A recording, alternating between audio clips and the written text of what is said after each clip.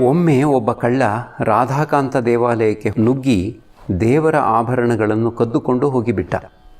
ಮಥುರ ಬಾಬು ದೇವಾಲಯಕ್ಕೆ ಹೋಗಿ ದೇವರಿಗೆ ಹೇಳಿದ, ಛೇ, ನೀನು ಎಂಥ ದೇವರು!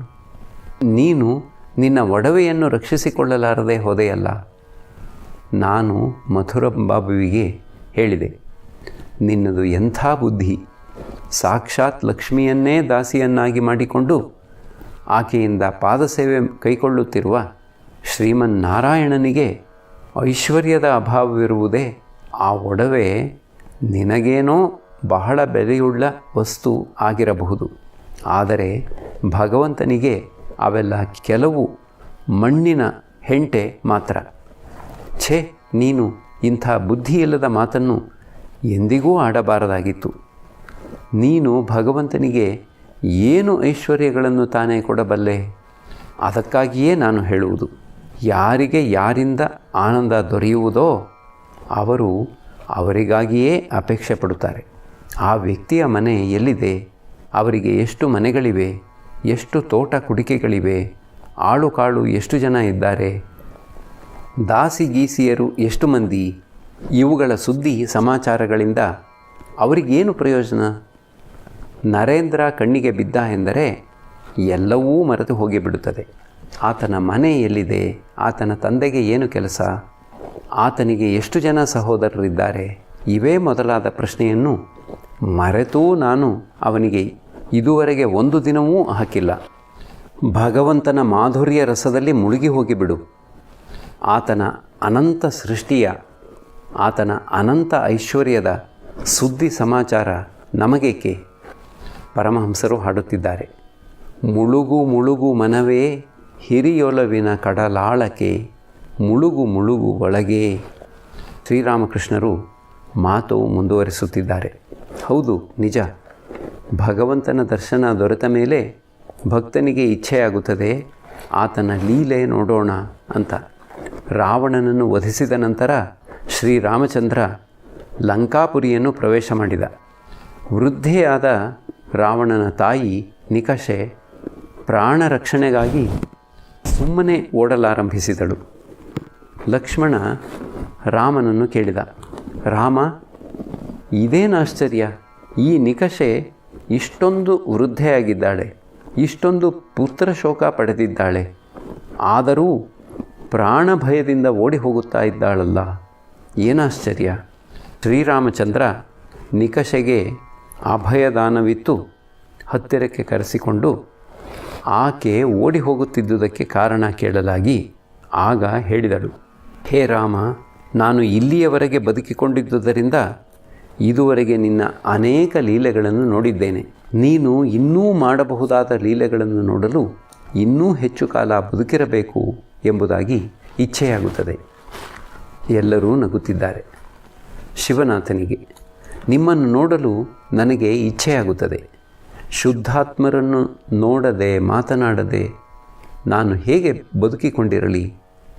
ಅವರು ಪೂರ್ವಜನ್ಮದ ನನ್ನ ಬಂಧುಗಳಾಗಿ ಕಾಣಬರುತ್ತಾರೆ.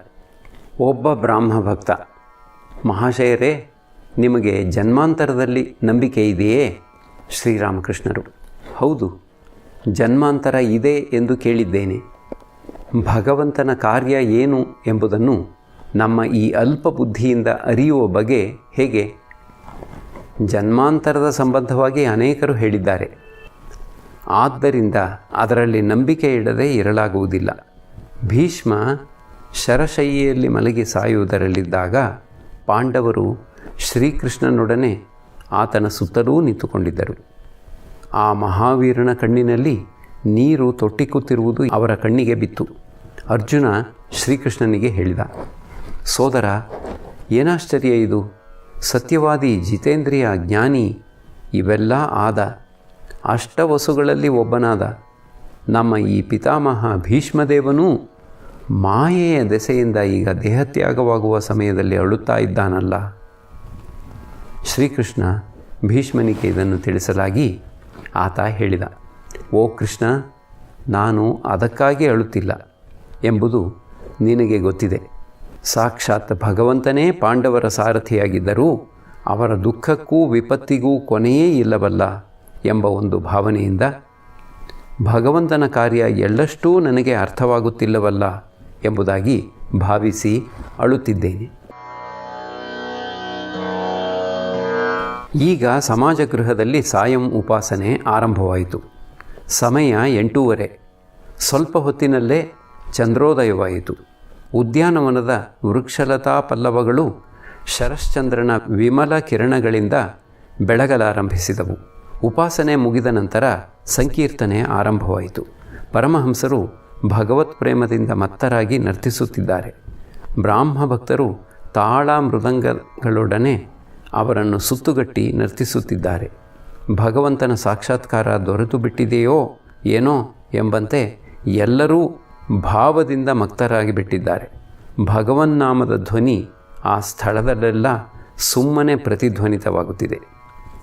ಕೀರ್ತನೆ ಮುಗಿದ ನಂತರ ಪರಮಹಂಸರು ಜಗನ್ಮಾತೆಗೆ ಮತ್ತೆ ಮತ್ತೆ ಸಾಷ್ಟಾಂಗ ಪ್ರಣಾಮ ಮಾಡುತ್ತಾ ಹೇಳುತ್ತಿದ್ದಾರೆ.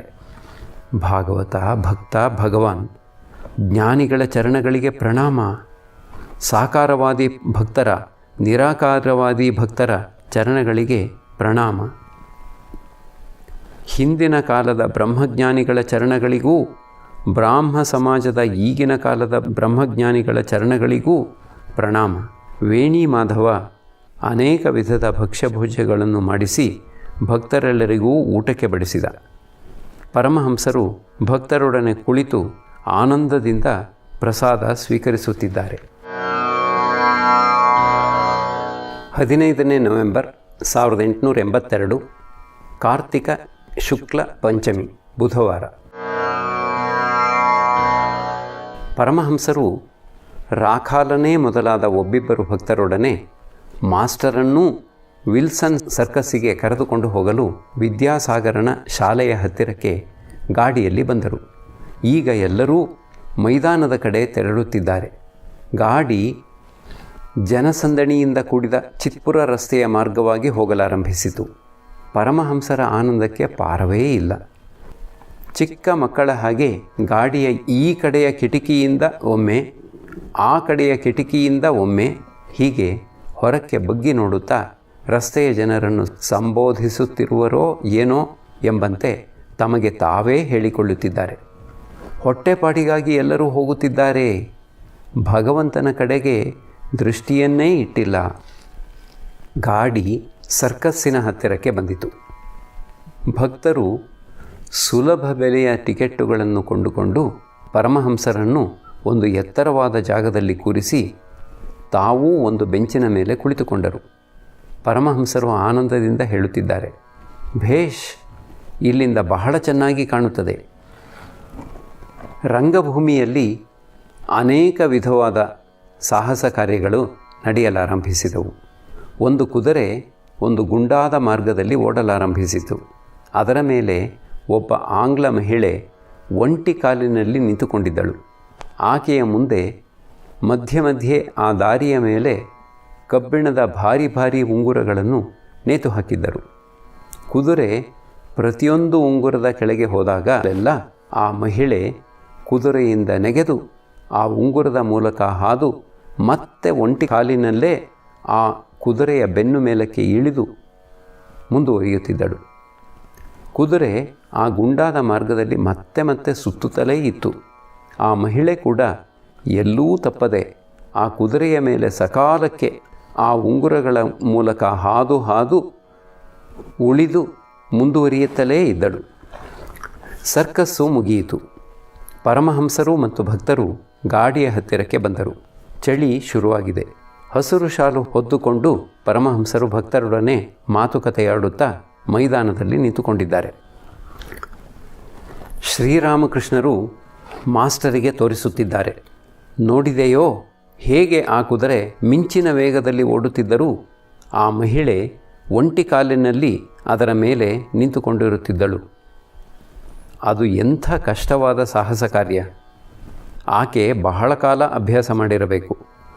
ಒಂದು ಸ್ವಲ್ಪವಾದರೂ ಅಜಾಗರೂಕಳಾದಳು ಎಂದರೆ ಕೈಕಾಲು ಮುರಿದುಕೊಳ್ಳುವ ಸಂಭವ, ಪ್ರಾಣವೂ ಹೋಗುವ ಸಂಭವ. ಸಂಸಾರಿಯ ಜೀವನವೂ ಇದೇ ರೀತಿ ಕಠಿಣ. ಎಲ್ಲೋ ಕೆಲವರು ಮಾತ್ರ ಭಗವಂತನ ಕೃಪೆಯಿಂದ ಮತ್ತು ತಮ್ಮ ತೀವ್ರ ಸಾಧನೆ ಭಜನೆಯ ಬಲದಿಂದ ಅದರಲ್ಲಿ ಜಯಶೀಲರಾಗುತ್ತಾರೆ. ಆದರೆ ಅಧಿಕಾಂಶ ಜನರಿಗೆ ಇದು ಸಾಧ್ಯವಿಲ್ಲ. ಸಂಸಾರಕ್ಕೆ ಕಾಲಿಟ್ಟು ಇನ್ನೂ ಅಧಿಕವಾಗಿ ಬಂಧನಕ್ಕೆ ಒಳಗಾಗಿ ಬಿಡುತ್ತಾರೆ. ಇನ್ನೂ ಆಳಕ್ಕೆ ಮುಳುಗಿ ಹೋಗಿ ಬಿಡುತ್ತಾರೆ. ಬಹಳ ಕಷ್ಟಕ್ಕೆ ತುತ್ತಾಗುತ್ತಾರೆ. ಎಲ್ಲೋ ಕೆಲವರು, ಉದಾಹರಣೆಗೆ ಜನಕನೇ ಮೊದಲಾದವರು, ತಮ್ಮ ಮಹಾ ತಪಸ್ಸಿನ ಬಲದಿಂದ ಸಂಸಾರ ಜೀವನದಲ್ಲಿ ಜಯಶೀಲರಾದರು. ಆದ್ದರಿಂದ ಸಾಧನೆ ಭಜನೆ ಅತ್ಯಂತ ಅವಶ್ಯಕ. ಇಲ್ಲದಿದ್ದರೆ ಸಂಸಾರದಲ್ಲಿ ಸರಿಯಾಗಿ ಇರಲಾಗುವುದಿಲ್ಲ. ಶ್ರೀರಾಮಕೃಷ್ಣರು ಭಕ್ತರೊಡನೆ ಗಾಡಿಯನ್ನು ಹತ್ತಿ ಬಲರಾಮ ಬಸುವಿನ ಮನೆಗೆ ಬಂದರು. ಆ ಮನೆಯವರು ಅವರೆಲ್ಲರನ್ನೂ 2ನೇ ಅಂತಸ್ತಿಗೆ ಕರೆದುಕೊಂಡು ಹೋದರು. ಸಾಯಂಕಾಲವಾಗಿದೆ. ದೀಪ ಹಚ್ಚಿದ್ದಾರೆ. ಪರಮಹಂಸರು ತಾವು ಸರ್ಕಸ್ಸಿನಲ್ಲಿ ನೋಡಿದ ಸಾಹಸ ಕಾರ್ಯಗಳನ್ನೆಲ್ಲ ಈ ಮನೆಯವರಿಗೆ ವರ್ಣಿಸಲು ಆರಂಭಿಸಿದರು. ಕ್ರಮೇಣ ಅನೇಕ ಭಕ್ತರು ಅಲ್ಲಿಗೆ ಬಂದು ಸೇರಿಬಿಟ್ಟರು. ಅವರೊಡನೆಯೆಲ್ಲ ಈಗ ಭಗವತ್ ಸಂಬಂಧವಾಗಿ ಮಾತುಕತೆ ಆಡಲು ಆರಂಭಿಸಿದ್ದಾರೆ. ಹಾಗೇ ಮಾತು ಜಾತಿ ಭೇದದ ಸಂಬಂಧವಾಗಿ ಆರಂಭವಾಯಿತು. ಪರಮಹಂಸರು ಹೇಳುತ್ತಿದ್ದಾರೆ, ಜಾತಿ ಭೇದವನ್ನು ಒಂದು ವಿಧದಿಂದ ತೆಗೆದುಹಾಕಿ ಬಿಡಬಹುದು. ಆ ಮಾರ್ಗವೇ ಭಕ್ತಿ. ಭಕ್ತರಿಗೆ ಜಾತಿ ಎಂಬುದೇ ಇಲ್ಲ. ಭಕ್ತಿ ದೊರೆಯಿತು ಎಂದರೆ ದೇಹ ಮನಸ್ಸು ಆತ್ಮ ಎಲ್ಲ ಶುದ್ಧವಾಗಿ ಬಿಡುತ್ತದೆ. ಗೌರಾಂಗ ಮತ್ತು ನಿತಾಯಿ ಆಚಂಡಾಲಾದಿಯಾಗಿ ಎಲ್ಲರಿಗೂ ಭಗವನ್ನಾಮವನ್ನು ಕೊಡಲಾರಂಭಿಸಿದರು. ಹೃದಯದಲ್ಲಿ ಭಕ್ತಿ ಇಲ್ಲದೇ ಇತ್ತು ಎಂದರೆ ಬ್ರಾಹ್ಮಣನಲ್ಲ. ಹೃದಯದಲ್ಲಿ ಅದು ಇತ್ತು ಎಂದರೆ ಚಂಡಾಲನಲ್ಲ. ಭಕ್ತಿಯೊಂದಿತ್ತು ಎಂದರೆ ಅಸ್ಪೃಶ್ಯ ಜಾತಿಯೂ ಶುದ್ಧ ಪವಿತ್ರ ಆಗಿಬಿಡುತ್ತದೆ. ಶ್ರೀರಾಮಕೃಷ್ಣರು ಸಂಸಾರದಲ್ಲಿ ಬದ್ಧರಾಗಿರುವ ಜೀವಿಗಳ ಮಾತೆತ್ತಿ ಹೇಳುತ್ತಿದ್ದಾರೆ. ಅವರನ್ನು ರೇಷ್ಮೆ ಹುಳುವಿಗೆ ಹೋಲಿಸಬಹುದು. ಅದು ಇಚ್ಛೆಪಟ್ಟರೆ ತನ್ನ ಗೂಡನ್ನು ಕತ್ತರಿಸಿ ಹೊರಕ್ಕೆ ಬರಬಲ್ಲದು. ಆದರೆ ಬಹಳ ಪ್ರಯಾಸಪಟ್ಟು ತಾನೇ ಗೂಡನ್ನು ಕಟ್ಟಿರುವುದರಿಂದ ಅದು ಹಾಗೆ ಮಾಡಲು ಇಚ್ಛಿಸದು. ಅದು ಅಲ್ಲೇ ಸಾಯುತ್ತದೆ. ಮತ್ತೆ ಅವರನ್ನು ಬೋನಿಗೆ ನುಗ್ಗಿದ ಮೀನಿಗೆ ಹೋಲಿಸಬಹುದು. ಅದು ಬೋನಿನೊಳಕ್ಕೆ ಹೋದ ದಾರಿಯಲ್ಲೇ ಹಿಂದಿರುಗಿ ಬರಲು ಅವಕಾಶವಿದೆ. ಆದರೆ ಕಲ ಎಂಬ ನೀರಿನ ಮಧುರ ಶಬ್ದ ಕೇಳುತ್ತಾ ಉಳಿದ ಮೀನುಗಳೊಡನೆ ಕ್ರೀಡಿಸುವುದರಲ್ಲೇ ಎಲ್ಲವನ್ನೂ ಮರೆತು ಬಿಡುತ್ತದೆ. ಹೊರಕ್ಕೆ ಬರಲು ಪ್ರಯತ್ನವನ್ನೇ ಮಾಡುವುದಿಲ್ಲ. ಮಕ್ಕಳು ಮರಿಗಳ ತೊದಲು ನುಡಿಯೇ ನೀರಿನ ಕಲಕಲ ಎಂಬ ಮಧುರ ಶಬ್ದ. ಉಳಿದ ಮೀನುಗಳೇ ಬಂಧು ಬಾಂಧವರು. ಆದರೂ ಎಲ್ಲೋ ಒಂದೆರಡು ಅಲ್ಲಿಂದ ಓಡಿ ಹೊರಕ್ಕೆ ಬಂದು ಬಿಡುತ್ತವೆ. ಅವೇ ಮುಕ್ತ ಜೀವಿಗಳು. ಪರಮಹಂಸರು ಈಗ ಹಾಡುತ್ತಿದ್ದಾರೆ. ತಾಯ ಮಾಯೆಯ ಬಲೆಯು ಹರಹಿದೆ 3 ಲೋಕದ ಅಗಲಕ್ಕೆ, ಬ್ರಹ್ಮ ವಿಷ್ಣುಗಳೆಲ್ಲ ಮೂರ್ಛಿತರಾಗಿ ಸಂದರು ಮಾಯೆಗೆ. ಇನ್ನು ಮನುಜರ ಪಾಡು ಏನಿದೆ, ನಮಗೆ ಎಲ್ಲಿದೆ ಬಿಡುಗಡೆ. ಬಲೆಗೆ ಸಿಲುಕಿದ ಮೀನಿನಂದದಿ ಮನುಜ ಕುಲವಿಲ್ಲಲೆದಿದೆ. ತನ್ನ ನೂಲೊಳು ತಾನೇ ಸಿಲುಕಿದೆ, ತರಣಿ ಹುಳುವಿನ ತೆರಣಿದೆ. ಪರಮಹಂಸರು ಮಾತು ಮುಂದುವರಿಸುತ್ತಿದ್ದಾರೆ. ಜೀವನವನ್ನು ಒಂದು ವಿಧದ ಧ್ಯಾನಕ್ಕೆ ಹೋಲಿಸಬಹುದು. ಅದನ್ನು ಬೀಸುವ ಕಲ್ಲಿಗೆ ಸುರಿದಿದೆ ಅಂತ ಇಟ್ಟುಕೊಳ್ಳಿ. ಇನ್ನೇನು ಅದು ಒಡೆದು ಚೂರ್ಣವಾಗಿ ಬಿಡುವುದರಲ್ಲಿದೆ. ಆದರೆ ಯಾವ ಕಾಡುಗಳು ಗೂಟದ ಮೇಲೆ ಇರುತ್ತವೋ ಅವು ಒಡೆದು ಚೂರ್ಣವಾಗಿ ಹೋಗುವುದಿಲ್ಲ. ಆದ್ದರಿಂದ ಜೀವ ಗೂಟಕ್ಕೆ ಎಂದರೆ ಭಗವಂತನಿಗೆ ಶರಣಾಗತನಾಗಬೇಕು. ಆತನನ್ನು ಕರೆ, ಆತನ ನಾಮಗುಣ ಕೀರ್ತನೆ ಮಾಡು, ಆಗ ಮುಕ್ತಿ. ಇಲ್ಲದಿದ್ದರೆ ಮೃತ್ಯು ಎಂಬ ಬೀಸುವ ಕಲ್ಲಿನಿಂದ ಬೀಸಲ್ಪಟ್ಟು ಚೂರ್ಣವಾಗಿ ಹೋಗಿಬಿಡುವೆ. ಪರಮಹಂಸರು ಮತ್ತೆ ಹಾಡುತ್ತಿದ್ದಾರೆ. ಓ ತಾಯಿ ಮುಳುಗುತ್ತಿದೆ ನೌಕೆ, ಈ ಜಗದ ಕತ್ತಲಿನ ಕಡಲ ತೆರೆ ತಳಕೆ. ಸುತ್ತಮುತ್ತಲಿನ ಮಾಯ ಮೋಹದ ಗಾಳಿ ಬೀಸಿ ದಾಳಿಯ ಮಾಡಿ ಭೋರಾಡಿದೆ. ಮನವಿಲ್ಲಿ ಮಂಕಾಯ್ತು, ಅರಿವರ್ಗ ಬಲವಾಯಿತು, ಹುಟ್ಟೊಡೆದು ಪಟ ಹರಿದು ಮುರಿದು ಬಿತ್ತು. ನಿಷ್ಕರುಣ ಗಾಳಿಯಲ್ಲಿ ನನ್ನ ದೋಣಿಯು ಬಂದು ಇಂದು ಈ ಗತಿಯಲ್ಲಿ ಸಿಕ್ಕುದಾಯಿತು. ಇದನುಗ್ಗುತ್ತಿದೆ ನೋಡು ದೋಣಿಯೊಳಗಡೆ ನೀರು, ಹೇಳು ನಾನಿನ್ನೀಗ ಮಾಳ್ಪುದೇನು. ಸೋತ ಕಣ್ಣಿನ ಸುತ್ತ ಕತ್ತಲೆಯ ಪರಿವಾರ, ನಿನ್ನ ನಾಮವೇ ನನಗೆ ತೇಲ್ತೊಟ್ಟಿಲು. ವಿಶ್ವಾಸಬಾಬು ಬಹಳ ಹೊತ್ತಿನವರೆಗೆ ಕೊಠಡಿಯಲ್ಲಿ ಕುಳಿತಿದ್ದು ಈಗ ಎದ್ದು ಹೊರಟು ಹೋದ. ಆತ ಒಳ್ಳೆ ಧನಿಕನಾಗಿದ್ದ, ಆದರೆ ನೀತಿ ಬಾಹಿರನಾಗಿ ವರ್ತಿಸಿ ಎಲ್ಲವನ್ನೂ ಕಳೆದುಕೊಂಡು ಬಿಟ್ಟಿದ್ದಾನೆ. ಈಗ ಆತ ತನ್ನ ಹೆಂಡತಿ ಮಕ್ಕಳು ಇವರ ಕಡೆ ಗಮನವನ್ನೇ ಕೊಡುತ್ತಿಲ್ಲ. ಆತನ ಮಾತೆತ್ತಿ ಪರಮಹಂಸರು ಹೇಳುತ್ತಿದ್ದಾರೆ, ಆತನದು ದೌರ್ಭಾಗ್ಯ ನೀಚ ಜನ್ಮ. ಗೃಹಸ್ಥನಿಗೆ ಕರ್ತವ್ಯವಿದೆ, ಋಣವಿದೆ. ಈತ ದೇವಋಣ ಋಷಿಋಣ ಇವನ್ನು ತೀರಿಸಬೇಕಾಗಿರುವುದಲ್ಲದೆ ಹೆಂಡತಿಯ ಋಣವನ್ನೂ ತೀರಿಸಬೇಕಾಗಿದೆ. ಹೆಂಡತಿ ಪತಿವ್ರತೆಯಾಗಿದ್ದರೆ ಗಂಡ ಆಕೆಯನ್ನು ಪಾಲಿಸಿಕೊಂಡು ಬರಬೇಕು. ಮಕ್ಕಳು ವಯಸ್ಕರಾಗುವವರೆಗೆ ಅವರನ್ನು ಬೆಳೆಸಬೇಕು. ಕೇವಲ ಸನ್ಯಾಸಿ ಮಾತ್ರ ಸಂಚಯ ಮಾಡಿಡಕೂಡದು. ಹಕ್ಕಿ ಮತ್ತು ಸನ್ಯಾಸಿ ಸಂಚಯ ಮಾಡುವುದಿಲ್ಲ, ಆದರೆ ಹಕ್ಕಿಗೆ ಮರಿಯಾದರೆ ಆಗ ಅದು ಸಂಚಯ ಮಾಡಿಡುತ್ತದೆ. ತನ್ನ ಮರಿಗಳಿಗಾಗಿ ಕೊಕ್ಕಿನೊಳಗೆ ಆಹಾರ ಶೇಖರಿಸಿಕೊಂಡು ಬರುತ್ತದೆ. ಬಲರಾಮ ಈಗ ವಿಶ್ವಾಸ ಬಾಬುವಿಗೆ ಸಾಧು ಸಂಘ ಮಾಡಬೇಕು ಅಂತ ಇಚ್ಛೆ. ಶ್ರೀರಾಮಕೃಷ್ಣರು ನಗುತ್ತಾ, ಸನ್ಯಾಸಿಯ ಕಮಂಡಲು ಆತನೊಡನೆ ಬದರಿ, ದ್ವಾರಕಾ, ರಾಮೇಶ್ವರ, ಪುರಿ 4 ಧಾಮಗಳಿಗೂ ಹೋಗಿ ಬರುತ್ತದೆ. ಆದರೆ ಹಿಂದೆ ಯಾವ ರೀತಿ ಕಹಿಯಾಗಿತ್ತೋ ಹಾಗೆ ಕಹಿಯಾಗಿಯೇ ಇರುತ್ತದೆ. ಮಲೆಯ ಮಾರುತ ತಗಲಿದ ಗಿಡಗಳೆಲ್ಲ ಚಂದನ ಗಿಡಗಳಾಗಿ ಬಿಡುತ್ತವೆ.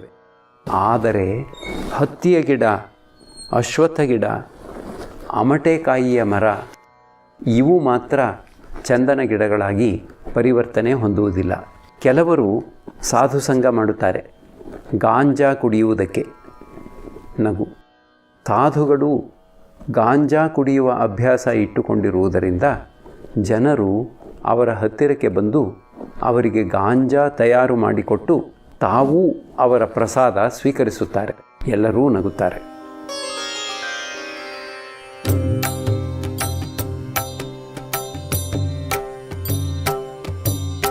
ಶ್ರೀರಾಮ ಕೃಷ್ಣ ಮಂಗಲಕಾರಿ, ಶ್ರೀರಾಮ ಕೃಷ್ಣ ಮಂಗಲಕಾರಿ, ಶ್ರೀರಾಮ ಕೃಷ್ಣ ಮಂಗಲಕಾರಿ, ಶ್ರೀರಾಮ ಕೃಷ್ಣ ಮಂಗಲಕಾರಿ. ನಮೋ ನಾರಾಯಣ ಭವದುಃಖಹಾರಿ, ನಮೋ ನಾರಾಯಣ ಭವದುಃಖಹಾರಿ, ನಮೋ ನಾರಾಯಣ ಭವದುಃಖಹಾರಿ. ನಮೋ